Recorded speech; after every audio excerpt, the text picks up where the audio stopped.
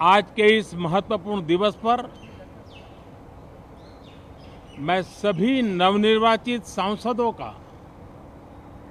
हृदय से स्वागत करता हूं, सबका अभिनंदन करता हूं और सबको अनेक अनेक शुभकामनाएं देता हूं।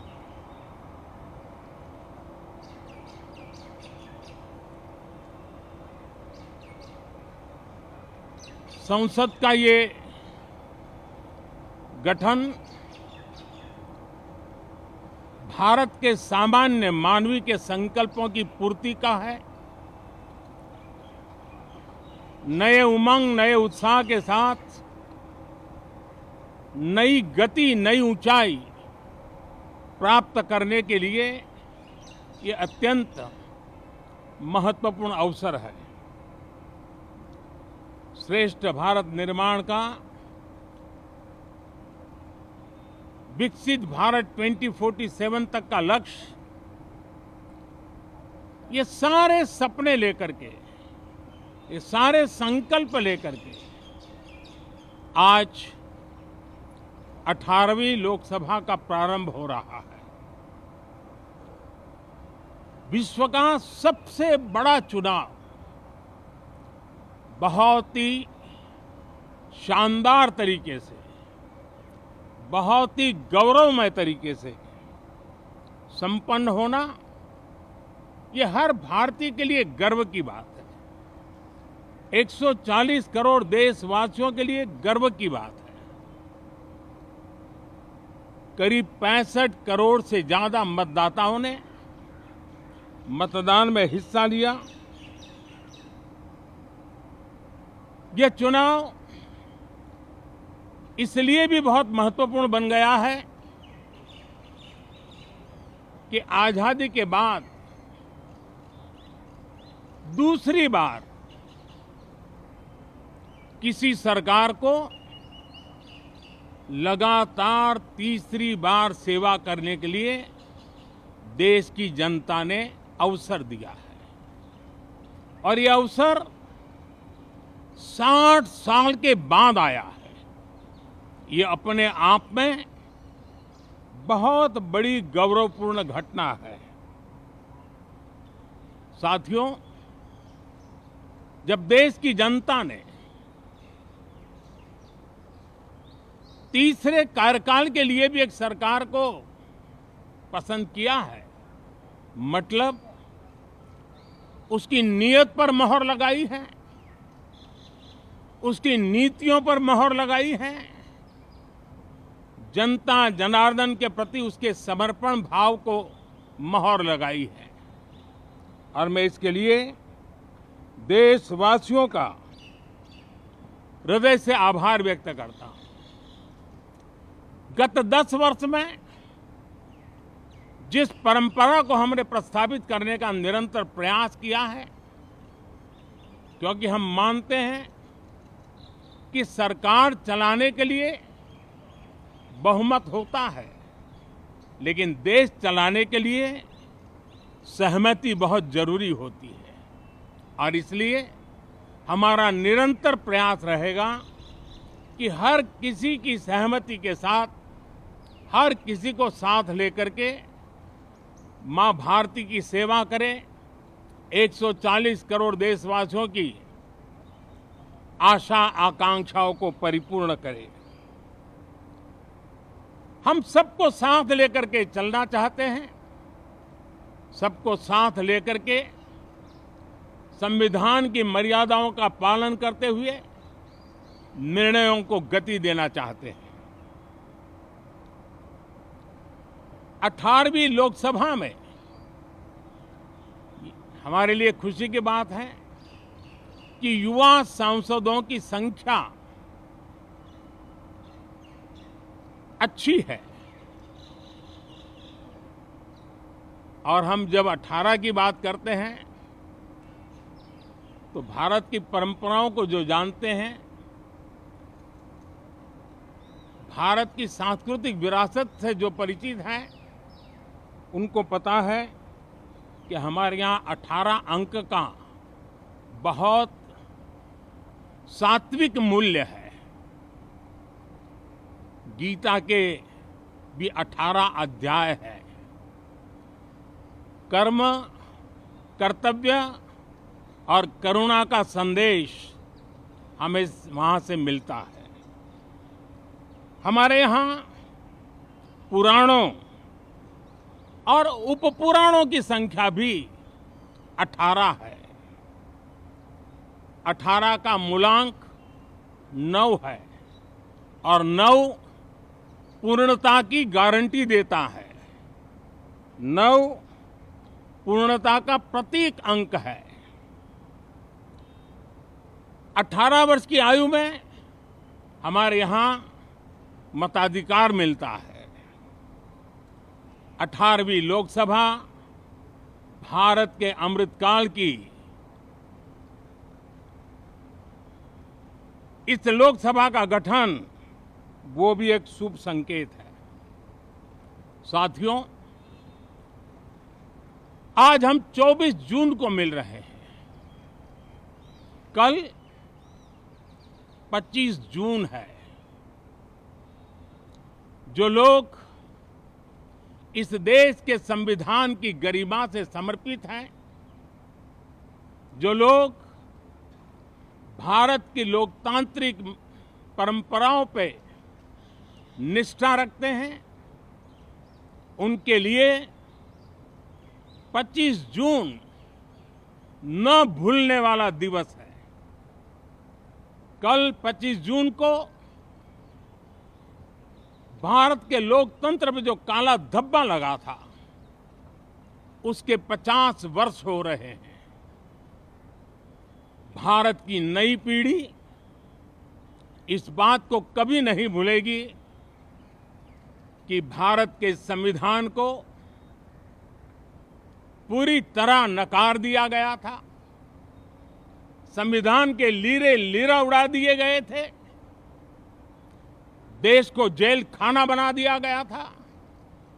लोकतंत्र को पूरी तरह दबोच दिया गया था। इमरजेंसी के ये 50 साल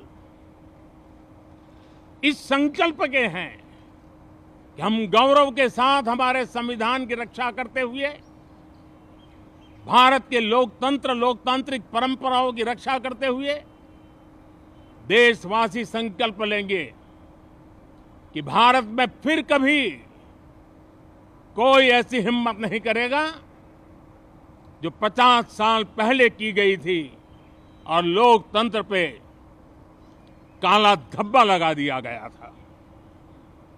हम संकल्प करेंगे जीवंत लोकतंत्र का,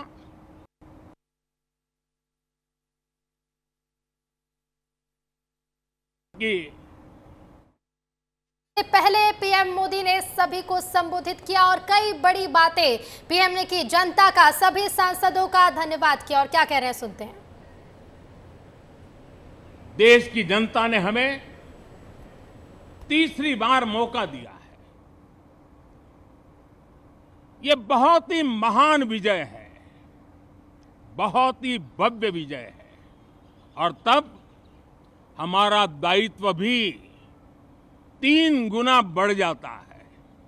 और इसलिए मैं आज देशवासियों को विश्वास दिलाता हूं कि आपने हमें जो तीसरी बार मौका दिया है, 2 बार सरकार चलाने का अनुभव हमारे साथ जुड़ा है। मैं देशवासियों को आज विश्वास दिलाता हूं कि हमारे तीसरे कार्यकाल में हम पहले से 3 गुना ज्यादा मेहनत करेंगे। हम परिणामों को भी 3 गुना ला करके रहेंगे और इस संकल्प के साथ हम इस नए कार्यभार को लेकर के आगे चल रहे हैं। माननीय सभी सांसदों से देश को बहुत सी अपेक्षाएं हैं।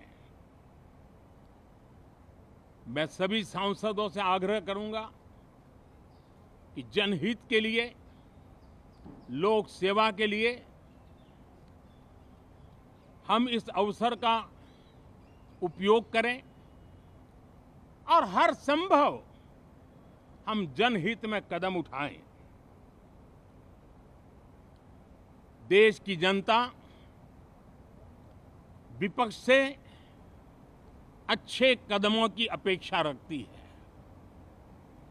अब तक जो निराशा मिली है, शायद इस 18वीं लोकसभा में विपक्ष देश के सामान्य नागरिकों की विपक्ष के नाते उनकी भूमिका की अपेक्षा करता है,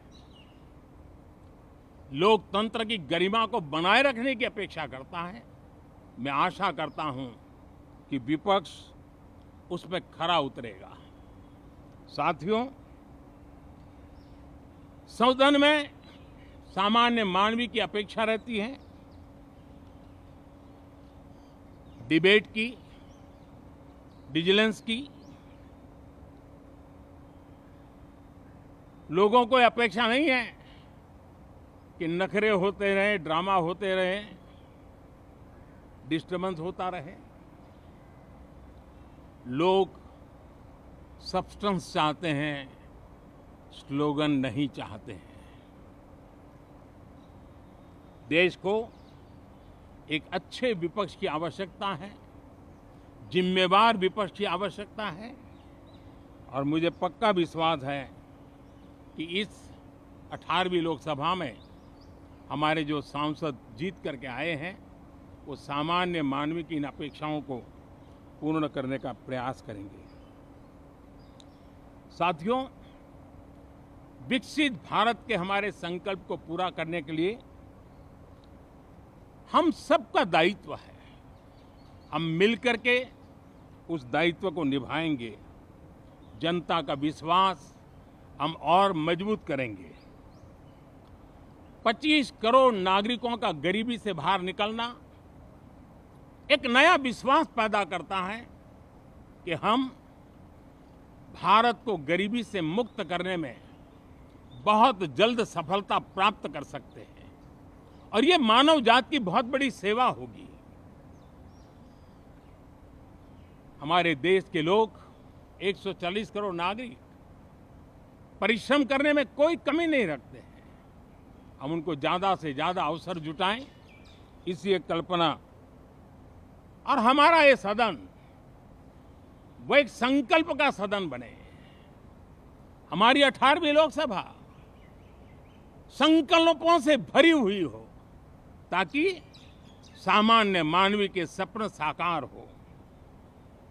साथियों, मैं फिर एक बार विशेष करके नए सांसदों को बहुत बहुत बधाई देता हूं। सभी सांसदों का अभिनंदन करता हूं और अनेक अनेक अपेक्षाओं के साथ आइए हम सब मिलकर के देश की जनता ने जो नया दायित्व दिया है उसको बखूबी निभाएं, समर्पण भाव से निभाएं। बहुत बहुत धन्यवाद साथियों।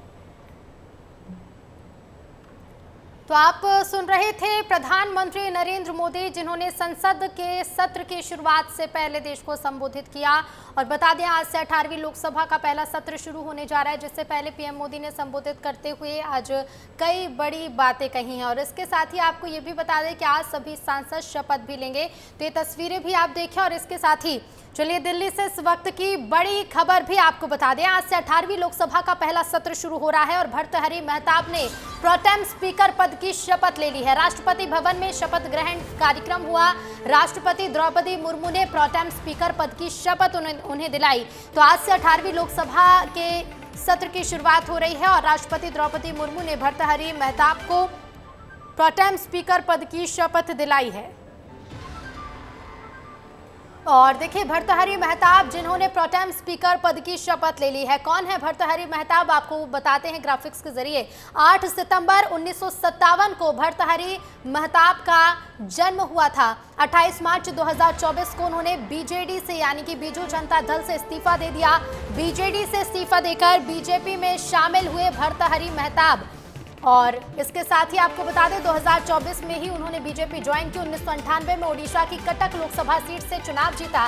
7 बार सांसद रह चुके हैं भर्तृहरि मेहताब। भर्तृहरि मेहताब को 2017 में उत्कृष्ट सांसद का पुरस्कार भी मिला था। संसद रत्न पुरस्कार से भी सम्मानित हो चुके हैं भर्तृहरि मेहताब। वाद विवाद में उत्कृष्ट प्रदर्शन के लिए भी सम्मान उनका किया जा चुका है, जिन्होंने प्रोटेम स्पीकर पद की शपथ ली है और आज सांसद भी, नवनिर्वाचित सांसद भी शपथ लेंगे। और चलिए सीधे रुख करेंगे दिल्ली से। हमारे साथ संवाददाता अमृत तिवारी लाइव जुड़ रहे हैं। अमृत, भर्तृहरि मेहताब तो शपथ ले चुके हैं प्रोटेम स्पीकर पद की, लेकिन आज पीएम मोदी ने संसद सत्र की शुरुआत से पहले कई बड़ी बातें कही हैं। ऋतु, अगर देखेंगे प्रधानमंत्री के शब्दों को और उससे पहले जो इंटेंट रहा है सरकार का, वो यही रहा है कि जो संसद है वो सुचारू रूप से चले और जो कार्यविधि है उसको सही तरीके से पूरा किया जाए। हालांकि इस बीच में देखेंगे विपक्ष अब पूरी तरह से सशक्त हो चुका है। जो पिछले 2 कार्यकाल मोदी सरकार में विपक्ष का रहा है वो बड़ा ही कमज़ोर और लुंज-पुंज जैसा रहा है। अब जो है एक शक्ति देखी जा रही है विपक्ष में और उनके भीतर भी खुद के एक अंदर कॉन्फिडेंस देखा जा रहा है और यही वजह है कि विपक्ष तमाम मुद्दों को लेकर के लामबंद है और आज से ही इसकी शुरुआत कर दी गई है। हालांकि इसके पहले ही राहुल गांधी ने प्रेस कॉन्फ्रेंस करके यह जता दिया था कि उनकी जो विपक्षी जो संगठन है वो पूरी तरह से सरकार पर हावी रहने की कोशिश करेगी और संसद में, जो कि लोकतंत्र का एक मजबूत स्तंभ है, एक आधार है, एक बड़ी पंचायत है, वहां से वो ताल ठोकेंगे और लोकतंत्र को मजबूत बनाने के लिए अपनी तरफ से अपने दावे पेश करेंगे। हालांकि सरकार का यह भी कहना है कि देखिए जो सारा का सारा मसला है वो लोकतंत्र में बातों को उठाना, विपक्ष का प्रदर्शन करना, विरोध करना ये जायज है, लेकिन साथ ही साथ जो सरकारी कामकाज हैं वो सुचारू रूप से चले, जो लोगों के टैक्स पेयर का पैसा है वो सही दिशा में सही तरीके से एग्जीक्यूट हो और इसके लिए जरूरी है कि संसद का जो सत्र हो वो सही रूप से चले, एक स्वस्थ डिबेट हो, एक सही बहस हो। तो ये सबका जोर इसी पे है कि वही बात हो जो एक तरह से जनता के हित में हो। अब इसी को लेकर के नरेंद्र मोदी के भी जो पूरा उनका जो संबोधन था वो इसी के इर्द गिर्द था। लेकिन कहीं ना कहीं विपक्ष जो पिछले 10 सालों से खामोशी इख्तियार किए हुए था, सदन के भीतर वो कई बार वॉकआउट किया और उनके भीतर जगह नहीं मिली, उसको लेकर अब लग रहा है कि अब वो एक तरह से वसूलने के कगार पे खड़ा है और अपनी प्रासंगिकता को जनता के बीच पेश करने के कगार पे दिखाई दे रहा है। बिल्कुल बिल्कुल अमृत, और अब देखना होगा कि संसद के सत्र की शुरुआत के साथ ही क्या कुछ तस्वीरें और किस तरह के सवाल जवाब निकलकर सामने आते हैं। अमृत, फिलहाल शुक्रिया आपका जानकारी के लिए। तो पीएम मोदी ने संबोधित किया है सत्र की शुरुआत से पहले और देखिए देश का संसद, जिसे इंग्लिश में हम पार्लियामेंट कहते हैं, एक ऐसी जगह है जहां नेता ही सवाल करते हैं और नेता ही जवाब भी देते हैं। लोकसभा के 18वें सत्र में ये गर्माहट कुछ और ज्यादा देखने को मिलने वाली है, क्योंकि इस बार सदन में विपक्ष भी नया, किरदार भी नया और तेवर भी नया है। रिपोर्ट देखिए। Make no mistake, ladies and gentlemen. एक समुदाय, एक मजहब की सरकार है। रावण 2 लोगों की सुनता था, मेघनाद और कुंभकर्ण। आओ मिलकर के चले। सियासत के शोर में सवालों और मुद्दों की गूंज को आवाज तो संसद की माइक ही देती है। यहाँ नेताओं के मुंह से निकला हर शब्द सिर्फ रिकॉर्ड में ही नहीं जाता, बल्कि राजनीति के साथ साथ राष्ट्रनीति का निर्धारण भी करता है। इसलिए सदन में एक मजबूत विपक्ष की उपस्थिति को हमेशा तवज्जो दी जाती है। लेकिन पिछले 10 सालों से भारत के निचले सदन में नेता प्रतिपक्ष का पद खाली रहा है, क्योंकि नेता प्रतिपक्ष बनने के लिए किसी भी पार्टी के पास लोकसभा की कुल सीटों का 10% सीट होना अनिवार्य है, यानी 543 सीटों में से कम 54 सांसद। 17वीं लोकसभा में सिर्फ 2 सीटों के चलते यह पद खाली रह गया था, लेकिन कांग्रेस ने इस बार अपने दम पर 99 सीटें हासिल करते हुए लोकसभा में नेता प्रतिपक्ष की आवाज को स्थान और बुलंदी दे दी है। लेकिन नेता प्रतिपक्ष के नेता के अलावा इस बार संसद में कुछ किरदार ऐसे भी हैं जिनके शब्दों के भार ने पहले भी सत्ता को परेशान किया है, तो वहीं कुछ किरदार ऐसे भी हैं जिनको पहली बार सुनना बेहद दिलचस्प होने वाला है। इस बार सदन में विपक्ष की गूंज में राहुल गांधी की बात सबसे ज्यादा असरदार होने वाली है, क्योंकि राहुल गांधी ने रायबरेली और वायनाड सीट से चुनाव जीतते हुए नेता प्रतिपक्ष के तौर पर अपने आप को सबसे ज्यादा प्रबल दावेदार दिखाया है। वहीं अखिलेश यादव भी उत्तर प्रदेश के कन्नौज सीट से चुनाव जीतकर संसद भवन पहुंचे हैं। साथ ही साथ उत्तर प्रदेश में समाजवादी पार्टी ने अखिलेश यादव के नेतृत्व में सबसे ज्यादा सीटें जीती हैं। बात महुआ मोइत्रा की भी की जानी चाहिए, क्योंकि पैसे लेकर सवाल पूछने के आरोपों में महुआ मोइत्रा को पिछले लोकसभा से निष्कासित कर दिया गया था। इस बार महुआ मोइत्रा कृष्णनगर से चुनाव जीतकर फिर से संसद पहुंच रही हैं। चंद्रशेखर आजाद उत्तर प्रदेश के नगीना सीट से अपनी आजाद समाज पार्टी से चुनते हुए इस बार संसद भवन तक पहुंचे हैं, तो वहीं असदुद्दीन ओवैसी भी तेलंगाना के हैदराबाद सीट से चुनाव जीतकर फिर से संसद भवन पहुंच गए हैं। गौरतलब है कि बीजेपी ने इस बार हैदराबाद में माधवीलता के सहारे हार्ड हिंदुत्व पर चुनाव लड़ा, लेकिन फिर भी असदुद्दीन ओवैसी के सामने माधवीलता जीत नहीं पाई। बिहार के पाटलिपुत्र से बीजेपी के रामकृपाल यादव को चुनाव हराकर लालू की बेटी मीसा भारती भी इस बार संसद भवन पहुंची हैं। कंगना रनौत भी एक ऐसे ही दिलचस्प किरदार हैं जिनको संसद में सुनना बहुत दिलचस्प होने वाला है। कंगना ने हिमाचल प्रदेश के मंडी से बीजेपी के टिकट पर चुनाव लड़ा है और चुनाव जीतकर कंगना रनौत ने इस जीत को सनातन की जीत बताई थी। उड़ीसा के पुरी लोकसभा क्षेत्र से चुनाव जीतकर संबित पात्रा भी आखिरकार संसद भवन पहुंच चुके हैं। संबित भाजपा के राष्ट्रीय प्रवक्ता हैं और उनकी वाक चातुर्य की हर घर में चर्चा होती है। इन तमाम नामों में से एक और नाम बहुत खास है, वो नाम है अवधेश प्रसाद का। अयोध्या की सीट से समाजवादी पार्टी के टिकट पर अवधेश प्रसाद संसद भवन पहुंचे हैं। गौरतलब है कि राम मंदिर के मुद्दे को भुनाने के बावजूद भी बीजेपी को इस बार समाजवादी पार्टी के अवधेश प्रसाद ने अयोध्या में मात दे दी। 18वीं लोकसभा का पहला सत्र 24 जून से शुरू हो रहा है। इस सत्र में तमाम नवनिर्वाचित सांसदों को शपथ दिलाई जानी है। साथ ही साथ लोकसभा अध्यक्ष का चुनाव भी होना है। सदन में मजबूत आंकड़ों के साथ बैठी विपक्ष इस बार लोकसभा उपाध्यक्ष के पद पर भी चुनाव को लेकर गंभीर नजर आ रही है। अब ऐसे में ये देखना और सुनना बहुत दिलचस्प होगा कि मोदी 3.0 में एनडीए की नई नवेली गणित पर बैठी ये सरकार किस तरीके से विपक्ष के सवालों का जवाब देती है। साथ ही साथ सदन को सुचारू ढंग से चलाने के लिए ये सरकार क्या कुछ करती है। ब्यूरो रिपोर्ट, विस्तार न्यूज। तो आज से लोकसभा का पहला सत्र शुरू हो रहा है। 10 दिन में कुल 8 बैठकें होंगी। आज और कल 24 और 25 जून को प्रोटेम स्पीकर नए सांसदों को शपथ दिलाएंगे। 26 जून को लोकसभा स्पीकर का चुनाव होगा, तो 27 जून को राज्यसभा का 264वां सत्र शुरू होगा।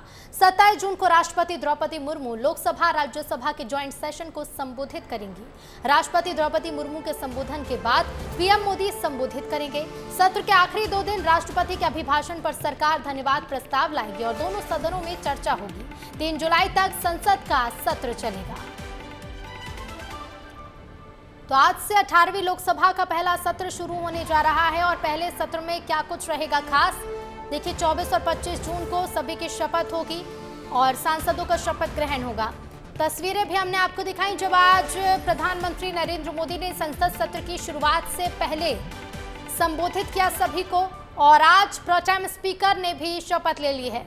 भर्तृहरि महताब ने शपथ ली और इसके साथ ही देखिए, चलिए अब आपको दिखाते हैं ये तस्वीरें। सांसदों को प्रोटेम स्पीकर शपथ दिलाएंगे। 24 और 25 यानी कि आज और कल का वो दिन होगा जब सभी सांसद शपथ लेंगे। और प्रधानमंत्री नरेंद्र मोदी ने संबोधित भी किया है, तो क्या कुछ रहेगा खास। पहले सत्र में दोनों सदनों में पीएम अपने मंत्रिमंडल का परिचय कराएंगे। दोनों सदनों में पीएम कराएंगे मंत्रिमंडल का परिचय। और इसके साथ ही आपको ये भी बता दें कि 28 जून से 1 जुलाई तक राष्ट्रपति अभिभाषण पर चर्चा की जाएगी। तो नई संसद को विस्तार से समझ लीजिए, क्योंकि 18वीं लोकसभा का संसद सत्र शुरू होने जा रहा है आज।